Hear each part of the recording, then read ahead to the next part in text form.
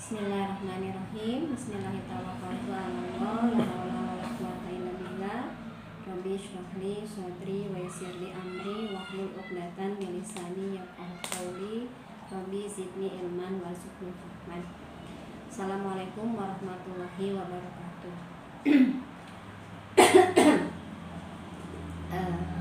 Alhamdulillah rabbil alamin. Puji dan syukur kita panjatkan kepada Allah yang masih memberikan kepada kita kenikmatan untuk bisa menghirup udara pagi, bisa bernafas, untuk kembali kita bisa berkarya, mengumpulkan amal soleh sebagai bekal kita kelak di yaumul akhir. Sebelumnya kami ucapkan terima kasih kepada pihak sekolah, yaitu Kobar Mutiara Bunda, khususnya kepada Ibu Kepala Sekolah yang telah memberikan kesempatan kepada kami dari Grahita Indonesia untuk bisa sharing informasi khususnya tentang pola asuh yang tepat bagi putra putri kita semua. Kami ucapkan terima kasih kepada ayah dan bunda yang bersedia nanti menyimak pemaparan dari kami. Semoga ini bisa menjadi ilmu yang bermanfaat bagi kita semua, sehingga bisa menjadi bekal kita sebagai orang tua dalam mendidik dan mengasuh anak, sehingga nanti kita bisa menghantarkan putra-putri kita menjadi anak-anak yang sesuai dengan harapan kita, menjadi anak-anak yang soleh, anak-anak yang berakhlak mulia, anak-anak yang berprestasi, yang berguna bagi nusa, bangsa, dan agama. Sebelumnya saya perkenalkan dulu, saya Kuku Marfu'ah, salah satu staf Grahita, khususnya di Grahita cabang Cimahi, dan mewakili Grahita Indonesia saat ini. Kaitan dengan pola pengasuhan dan pendidikan, saya hari ini akan mengambil judul tentang pengaruh tangki cinta terhadap perkembangan anak serta bagaimana cara mengisi tangki cinta tersebut. Nah, sebelum kita masuk ke pokok bahasannya, izinkan saya untuk sedikit memaparkan tentang kebutuhan pokok emosi anak. Ya, seperti kita ketahui bahwa khususnya anak-anak usia dini, mereka itu adalah yang berkembang adalah pusat emosi. Jadi bagaimana nanti mereka harus bisa tumbuh bahagia, sehingga kalau mereka bahagia, maka insya Allah nanti ke depannya mereka akan tumbuh menjadi anak-anak yang berprestasi sesuai dengan harapan kita sebagai orang tua. Nah, ada 3 kebutuhan pokok emosi anak. Yang pertama, rasa aman. Jadi setiap anak itu membutuhkan rasa aman. Sebetulnya kebutuhan rasa aman ini bukan hanya untuk anak, tapi kita pun sebagai orang dewasa sama membutuhkan rasa aman.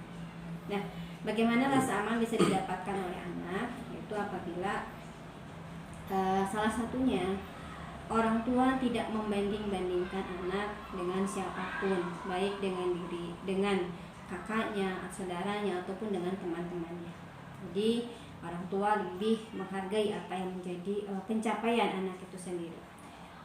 Yang berikutnya, bagaimana orang tua tidak terlalu banyak mengkritik anak atau tidak banyak mencari-cari kesalahan anak. Ya, itu berkaitan dengan rasa aman. Yang ketiga, agar anak mendapatkan rasa aman, maka orang tua tidak boleh melakukan tindakan kekerasan, baik itu fisik maupun verbal. Nah, yang berikutnya, apa yang dibutuhkan oleh anak berkaitan dengan tadi kebutuhan pokok emosi. Yang kedua itu adalah memiliki kebutuhan atau rasa untuk diakui. Jadi pengakuan dari siapa? Terutama dari lingkungan terdekat, yaitu kita sebagai orang tua. Nah, bagaimana orang tua bisa memberikan pengakuan kepada anak? Ya, yaitu dengan memberikan sebuah pujian ya terhadap apa yang sudah dicapai oleh anak. Pengakuan terhadap pencapaian prestasi anak atau terhadap hal-hal yang memang sudah mampu dilakukan oleh anak, ya, walaupun itu hal yang sederhana. Yang ketiga, kebutuhan emosi anak itu adalah disebut dengan kontrol diri atau emosi atau otonomi. Nah, bagaimana kita sebagai orang tua bisa memberikan kontrol diri kepada anak atau otonomi? Salah satunya adalah dengan memberikan kepada hak-hak kepada anak untuk bisa melakukan apa yang diinginkan oleh anak dalam hal yang positif. Jadi orang tua memberikan kesempatan pada anak untuk mencoba salah satunya atau mengatur dirinya sendiri. Nah, ini berkaitan dengan 3 kebutuhan pokok emosi anak. Nah, yang berikutnya, apa yang akan terjadi apabila kebutuhan emosi anak ini tidak terpenuhi dengan baik oleh kita sebagai orang tua. Nah, maka ya anak tentu saja tidak akan tumbuh menjadi pribadi yang bahagia. Ya. Nah, kenapa anak jadi tidak bahagia? Ya, karena dengan tidak terpenuhinya kebutuhan emosi anak ini, maka akan membuat tangki cinta anak menjadi kosong, sehingga anak tidak merasa dicintai oleh orang tua. Kalau bisa ya, gitu ya. Anak kok merasa tidak dicintai orang tua. Ya, padahal saya yakin setiap orang tua pasti mencintai anak-anaknya. Tidak ada satupun orang tua yang tidak mencintai anak. Ya. Orang tua sanggup melakukan apapun, berkorban apa saja demi cintanya kepada anak. Tapi tanpa disadari, rasa cinta kita, rasa sayang kita kepada anak, apa yang kita lakukan terhadap anak, ternyata bisa membuat anak justru malah merasa tidak dicintai oleh kita. Nah, lalu apa itu disebut dengan tangki cinta? Tangki cinta adalah sebuah tangki virtual yang ada pada diri seseorang. Ya. Kenapa saya bukan seseorang? Karena sebetulnya bukan hanya anak yang memiliki tangki cinta. Ya, kita sebagai orang tua pun sama, atau orang dewasa memiliki tangki cinta. Nah, di mana tangki cinta ini sifatnya seperti baterai. Ya, baterai itu ini Bapak pasti tahu yang namanya baterai. Baterai itu kan bisa kosong isinya. Jadi dan fungsinya juga sama. Tangki cinta seperti baterai, artinya memberikan energi yang akan membuat kalau dalam HP misalnya, kalau baterainya full, maka semua fungsi yang ada di dalam HP tersebut akan bekerja dengan baik. Tapi kalau misalnya baterainya sudah mulai lemah, itu biasanya akan pengaruh. Salah satunya sinyalnya akan jadi kurang kuat, ya, atau tadi akan ada hambatan. Nah, tangki cinta tadi. Jadi seperti baterai tadi, artinya apa? Nah, seperti halnya baterai itu kan biasa isi bisa kosong, ya.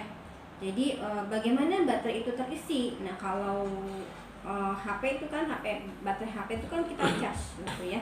Nah, bagaimana dengan tangki cinta? Artinya tangki cinta, nah, baterai yang setiap hari itu kita harus isi lagi. Jadi kalau baterai HP itu biasanya kita ngecas paling sedikit 1 kali. Nah, kalau pemakaiannya sering, maka dicasnya bisa 2-3 kali sehari.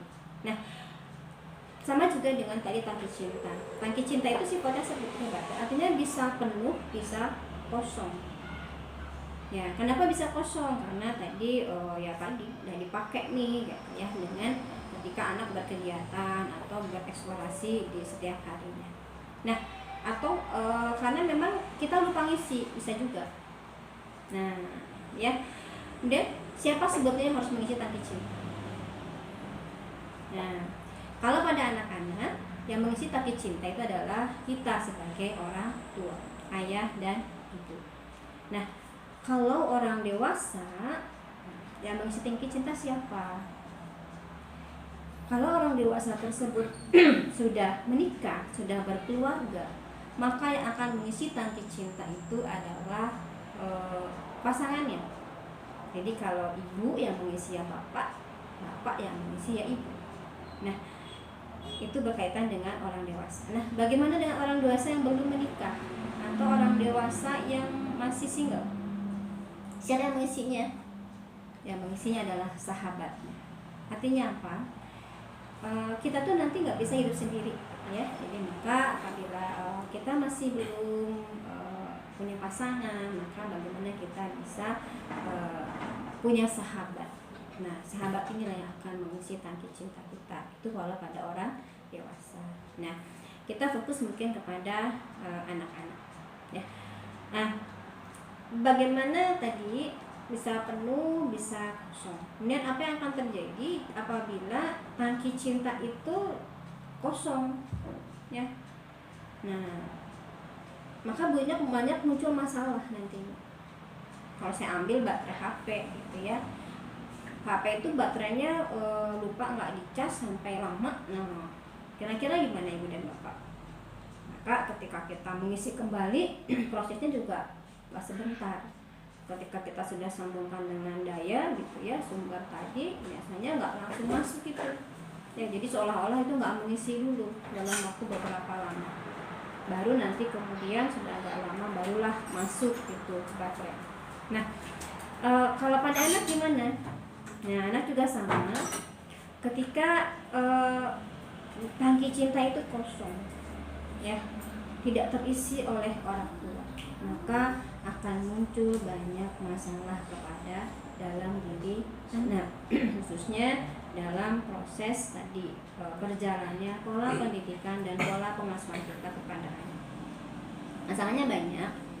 Ada anak yang akhirnya mengalami gangguan emosi ya, ada anak yang akhirnya mengalami penurunan motivasi belajar atau ya banyak lah. Nah, kita kelompokkan masalah ini menjadi 4 masalah utama ya.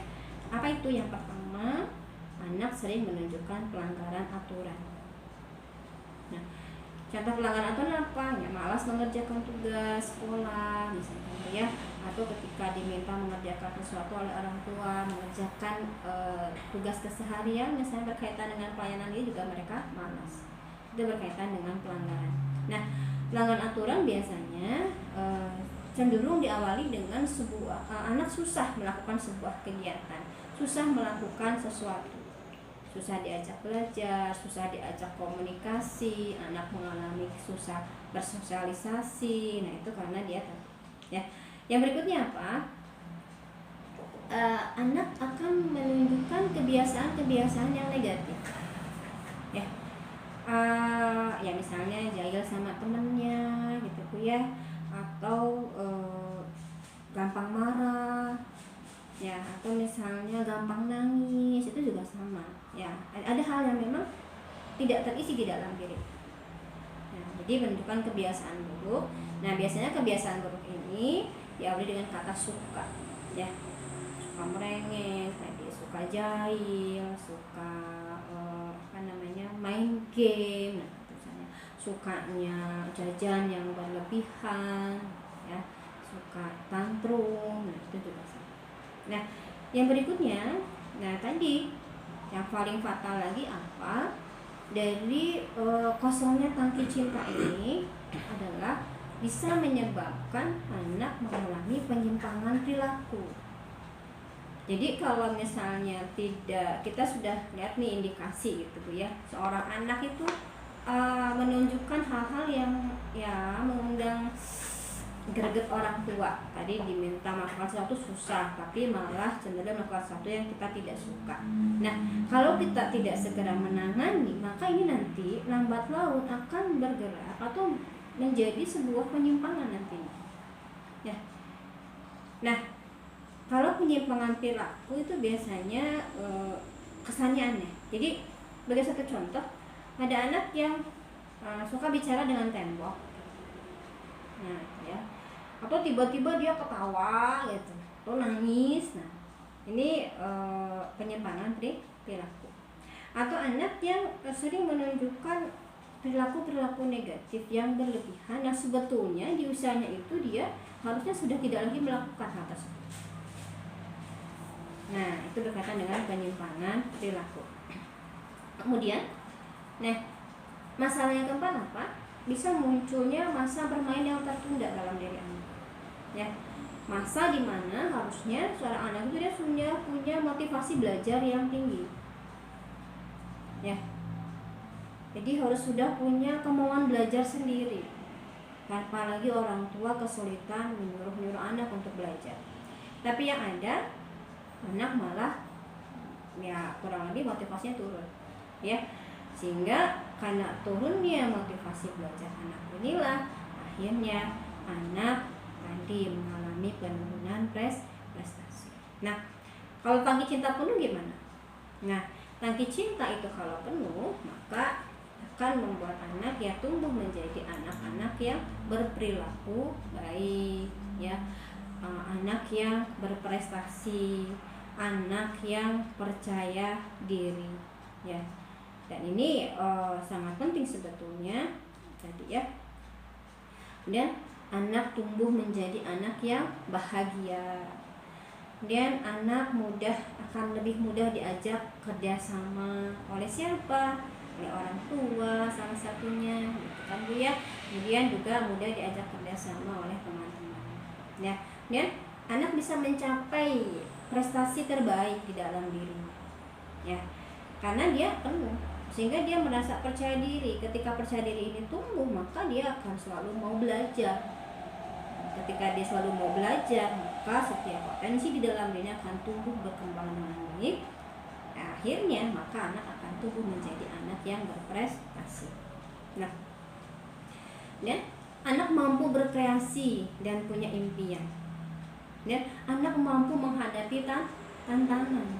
Ya, karena tadi dia bahagia, terpenuhi rasa cintanya dari orang tua. Inilah apabila tangki cinta itu penuh. Kemudian pertanyaannya, bagaimana kita sebagai orang tua bisa mengisi tangki cinta anak itu sendiri? Ya, kan tadi ya, kalau HP baterai ya tinggal kita kasih kabel ya Bu ya, kita colokkan sambungkan ke sumber daya. Nah, maka nanti baterai HP akan terisi. Nah, kalau tangki cinta mengisinya gimana? Sementara tangkinya sendiri nggak kelihatan, karena tadi saya sebutkan bahwa ini adalah tangki virtual, sesuatu yang sepertinya tidak ada, tidak nampak, tapi itu ada. Jadi berkaitan dengan perasaan. Nah, ada 5 cara agar kita bisa mengisi tangki cinta anak. Yang pertama apa?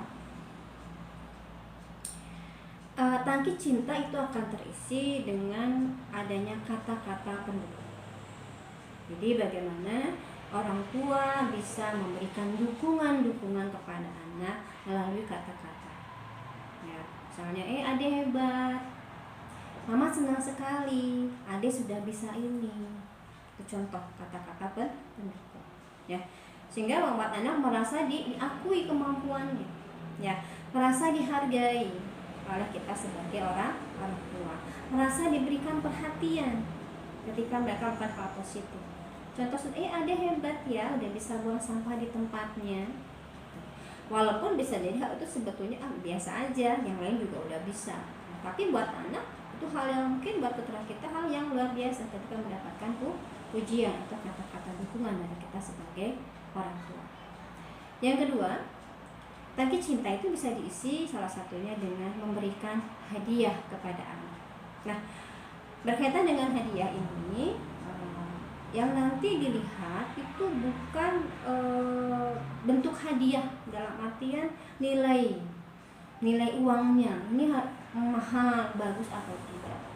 Hadiah tersebut bisa jadi mungkin sesuatu yang kita menemukan ranting, bisa bentuknya bagus, kemudian kita bawakan untuk anak, ya. Atau kita ketika orang tua misalnya pulang dari mana membawakan buah tangan, bukan hal yang mahal, sesuatu yang sederhana gitu ya. Misalnya jepitan rambut gitu ya kalau buat anak perempuan, kalau laki-laki misalnya mainan apa, tapi di sini bukan yang mahal, ya. Nah, diharapkan dengan hadiah ini yang dilihat anak bukan hadiahnya, tapi tadi bentuk perhatian kita kepada anak, sehingga nanti yang dipandang anak tuh aku nggak suka, bukan begitu.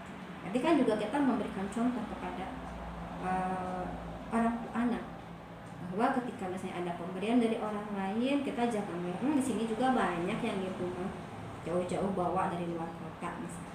Tapi kan tadi keinginan seseorang itu memberikan hadiah ini yang kemudian kita hargai. Nah, begitu juga yang tumbuhkan di dalam diri anak ketika kita memberikan hadiah kepada anak. Nah, yang ketiga, tangki cinta itu bisa diberikan dengan cara memberikan pelayanan kepada anak. Nah, pelayanan yang seperti apa yang kita berikan kepada anak, bapak dan ibu? Itu pelayanan yang sifatnya adalah karena memang anak belum mampu, ya. Anak belum mampu melakukan sendiri, atau anak dalam kondisi misalnya sakit, ya, kondisi tertentu yang memang dia harus dilayani oleh orang tua. Kemudian dalam kita memberikan pelayanan kepada anak, ini tekanannya bukan karena kita tidak percaya dengan kemampuan anak. Ya. Jadi kita melayani anak tuh memang murni kita ingin membantu, ikhlas, bukan karena kita tidak percaya dengan kemampuan anak, atau bukan karena kita ingin cepat selesai anak itu mengerjakan sesuatu. Itu berkaitan dengan pelayanan. Yang keempat, tangki cinta itu bisa diisi dengan memberikan sentuhan kepada anak. Sentuhan ini luar biasa. Jadi kenapa ya laki-laki maupun perempuan juga membutuhkan sentuhan dari orang tua. Ya, contoh sentuhan misalnya di usap kepalanya. Nah, berkaitan dengan sentuhan itu sendiri nanti ada untuk usia tertentu berbeda-beda. Kalau anak usia masih balita itu kan full ya sentuhannya dari seluruh tubuh, dipelukan oleh ibu atau ayah. Dan kalau misalnya untuk usia 7 tahun ke 12 sentuhan biasanya contoh misalnya atau anak peluk dengan kencang, itu contoh memberikan sentuhan kepada anak. Nah, kalau untuk usia di atas 12 tahun, maka cara memberikan sentuhannya adalah hindari memeluk anak di depan orang lain kecuali memang anak yang mendatangi kita sendiri, baik laki-laki maupun perempuan, ya. Jadi kalau laki-laki ya ibu, misalnya ibu jangan meluk anak di depan orang, nanti anaknya risih, kecuali anaknya meluk duluan. Atau yang perempuan berarti ayah, ya. Ini berkaitan dengan sentuhan. Nah, sentuhan ini sangat penting. Kenapa? Salah satunya untuk anak laki-laki apa? Karena dengan anak laki-laki yang sering mendapatkan sentuhan dari ibunya, kedepannya ini akan membuat anak tersebut ketika mereka tumbuh menjadi dewasa, maka akan tumbuh menjadi laki-laki penyayang terhadap anak dan istri. Tapi kalau seorang anak laki-laki dia tidak pernah mendapatkan sentuhan dari orang tuanya, dari ibunya, dari ayahnya, maka ketika dia tumbuh besar, maka dia bisa bertindak, melakukan tindakan kekerasan terhadap anak dan istrinya. Dan yang terakhir berkaitan dengan tangki cinta, kita bisa mengisinya dengan cara memberikan waktu berkualitas untuk anak. Ya, salah satu bentuk waktu berkualitas apa? Dengan kita menyempatkan diri untuk hadir dalam pertemuan sekolah. Itu artinya kita sudah memberikan waktu berkualitas untuk anak. Nah, itu berkaitan dengan cara-cara bagaimana kita bisa mengisi tangki cinta. Nah, berikutnya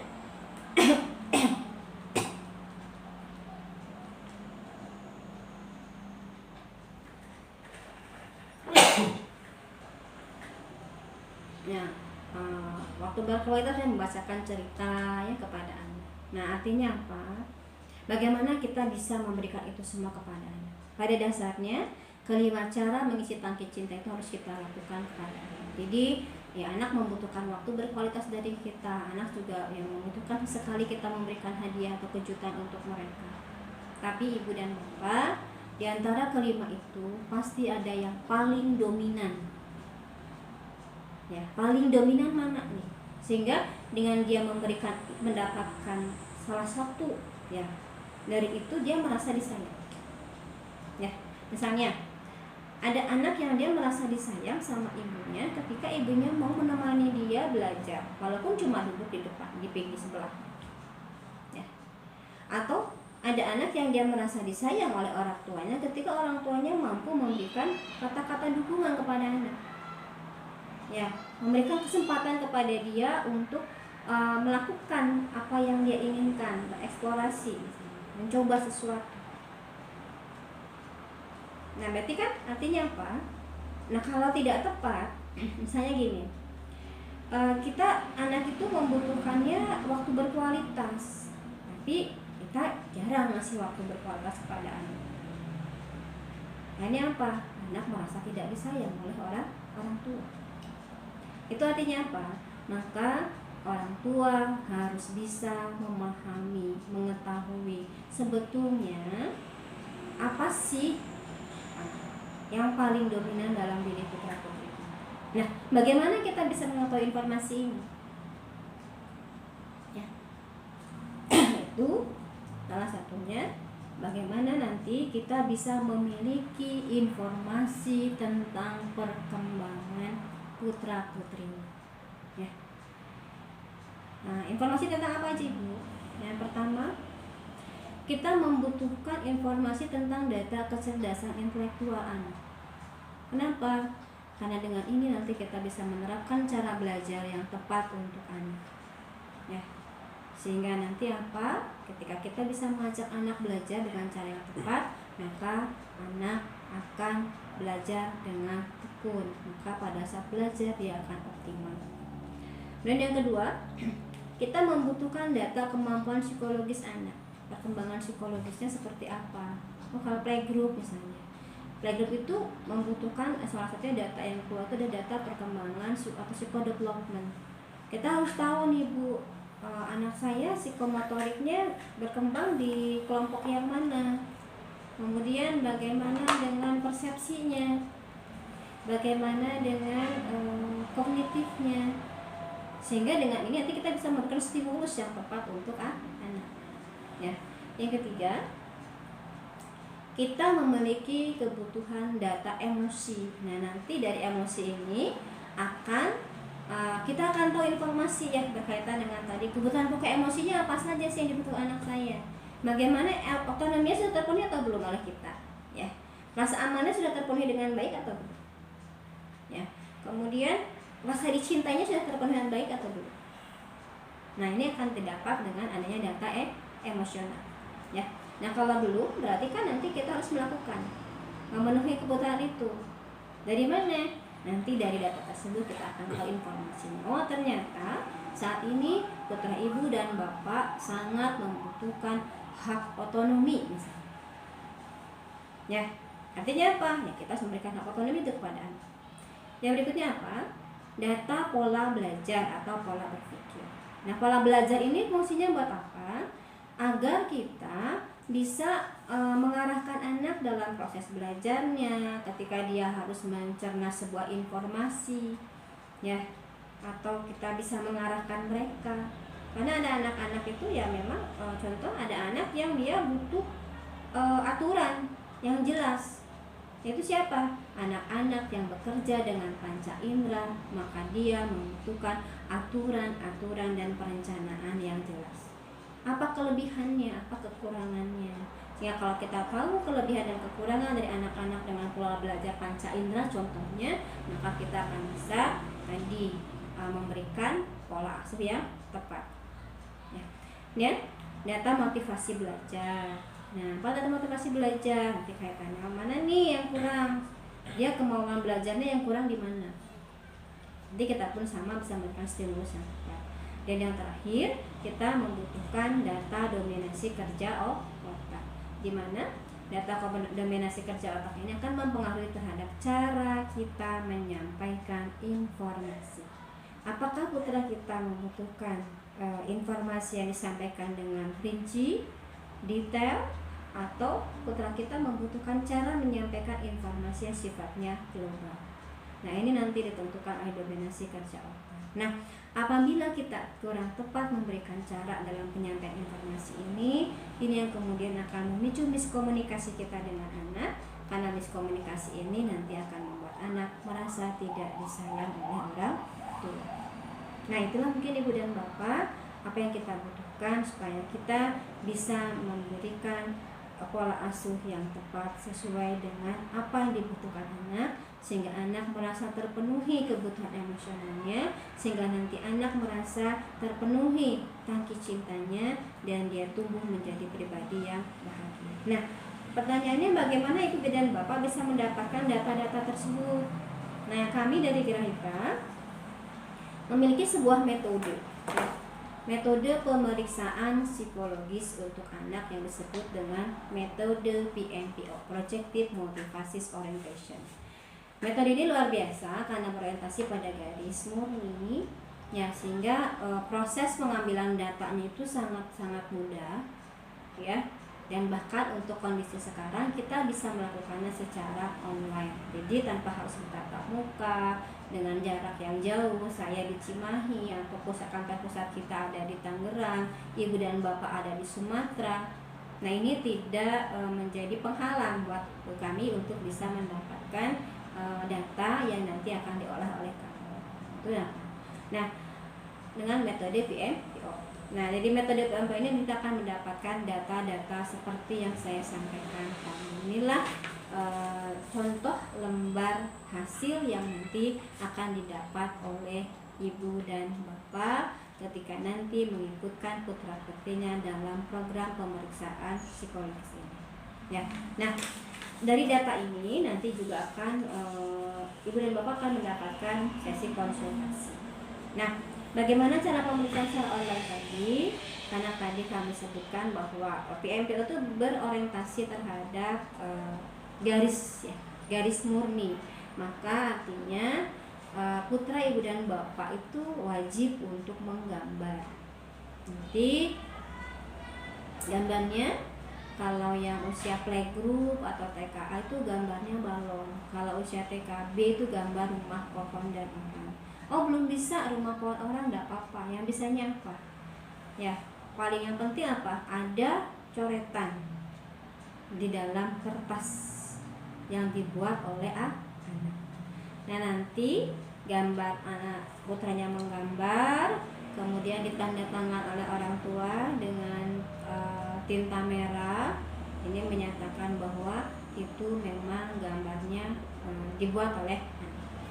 Nanti foto gambarnya dikirim ke kami dari Grahita Indonesia. Nanti akan diproses, dianalisa oleh sekolah kami, itu Bapak Eko Budi Purwanto, ya, sebagai pengembangan juga, ya, yang penemu lah, ya, Projective Motivasis Orientation ini. Nanti setelah data itu keluar, maka Ibu dan Bapak akan mendapatkan lembar hasil yang mungkin nanti berupa PDF, ya. Nah, nanti bisa dicetak. Nah, nanti kita ada sesi konsultasi. Nah, berapa biayanya? Sangat-sangat murah. Kenapa saya bilang murah? Karena Ibu dan Bapak mendapatkan kesempatan untuk mengikutkan dalam klasikal. Klasikal itu memiliki biaya yang sangat rendah, yang ringan sekali, hanya Rp150.000. Ya, insya Allah data ini sangat penting dan kita sebagai orang tua sangat membutuhkan ini. Apalagi dalam kondisi saat ini di mana proses belajar itu dilakukan sekarang dominan kita sebagai orang tua, ya, yang mengajar anak. Sebetulnya harusnya dari dulu juga tetap orang tua, karena tugas utama mendidik adalah kita sebagai orang tua. Hanya selama ini memang ya tadi berkaitan dengan pengajaran itu banyak dilakukan oleh sekolah. Nah, saat ini kita betul-betul sangat-sangat membutuhkan data ini. Supaya apa, Ibu dan Bapak? Ibu dan Bapak tahu apa yang menjadi kebutuhan putra-putrinya, sehingga kita pun bisa memberikan pola yang tepat untuk anak. Karena saya yakin apa yang kita sudah terapkan selama ini ya bukan salah, tapi enggak pas, enggak match. Ya, putranya butuh A, kita kasihnya B. B ini juga bagus, tapi karena belum pas ya tadi akhirnya hasilnya kurang optimal. Sehingga yang muncul adalah masalah yang lain. Mungkin demikian Ibu dan Bapak. Nanti bagi Ibu dan Bapak yang akan mengikutkan putra-putrinya dalam program ini, silakan nanti bisa mendaftarkan putra-putrinya di sekolah. 1 minggu mungkin proses pendaftarannya, minggu depan kita bisa melakukan pemeriksaan. Terima kasih Bapak dan Ibu, semoga materi yang saya sampaikan bermanfaat dan nanti insya Allah kita bisa masuk dalam sesi tanya jawab. Assalamualaikum warahmatullahi wabarakatuh.